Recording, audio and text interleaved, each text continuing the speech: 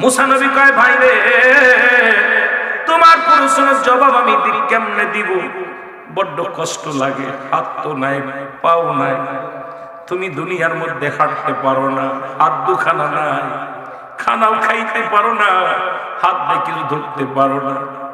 মুসা নবী চোখের পানিগুলো ছেড়ে দিলেন।